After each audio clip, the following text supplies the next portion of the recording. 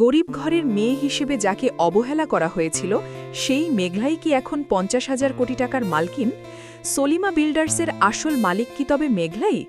অনেক কি পারবে মেঘলার এই বিশাল সাম্রাজ্য দেখে নিজের ভুল শুধরে নিতে, নাকি মেঘলা তাকে ফিরিয়ে দেবে চিরতরে?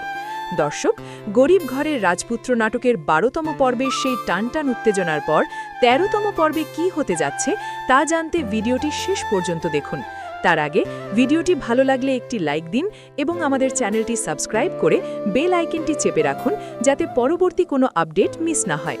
১২তম পর্বে আমরা দেখেছি অনেক এবং তার বাবার অহংকার আকাশচুম্বী। তারা মেঘলাকে তুচ্ছ তাচ্ছিল্য করে ডিভোর্স দিতে চায়। অন্যদিকে মেঘলার কাছে আসা সেই রহস্যময় কার্ডটি তাকে নিয়ে যায় এক নতুন দিগন্তে। ব্যাংকে মেঘলার সাথে অনেক এবং ব্যাংকের ম্যানেজারের যে অপমানজনক ব্যবহার, তার মোক্ষম জবাব আসে যখন সলিমা বিল্ডার্সের ম্যানেজার এসে মেঘলাকে সম্মান প্রদর্শন করেন। মেঘলা যে আসলে একজন কোটিপতির উত্তরাধিকারী তা এখন আর কারও অজানা নয়। এখন প্রশ্ন হচ্ছে ১৩তম পর্বে কি ঘটবে? আমাদের ধারণা অনুযায়ী অনিকের ভোল বদল।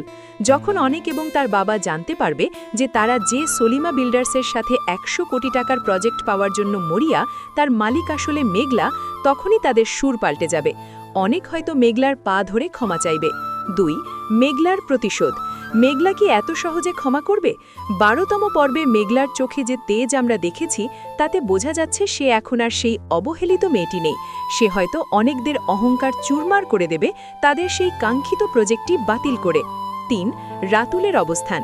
রাতুল ও তার পরিবার যারা মেঘলাকে সবসময় নিচু চোখে দেখেছে তাদের অবস্থা হবে দেখার মতো। মেঘলার রাজকীয় উত্থান তাদের জন্য হবে এক চরম লজ্জা। দর্শক, আপনাদের কি মনে হয় অনেক কি মেঘলার সম্পদের লোভে আবার তার কাছে ফিরে আসবে? আর আপনারা অনেককে কার সাথে দেখতে চান, মেঘলার সাথে নাকি দৃষ্টির সাথে? অবশ্যই আপনার মূল্যবান মতামত কমেন্ট করে আমাদের জানান।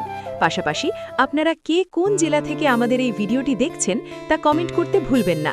আমরা জানতে চাই আমাদের ভিডিওগুলো কোথায় কোথায় পৌঁছাচ্ছে। অনেকেই জানতে চেয়েছেন ১৩তম পর্বটি কখন আপলোড হবে। যতটুকু জানা গেছে আগামী ৪ তারিখ শনিবার ঠিক দুপুর ১২টায় কারো হেম ইউটিউব চ্যানেলে অফিসিয়ালভাবে পর্বটি মুক্তি পেতে পারে। নাটকের প্রতিটি আপডেট সবার আগে পেতে আমাদের সাথেই থাকুন। আজকের মতো এখানেই বিদায় নিচ্ছি। দেখা হবে পরবর্তী ভিডিওতে। ধন্যবাদ।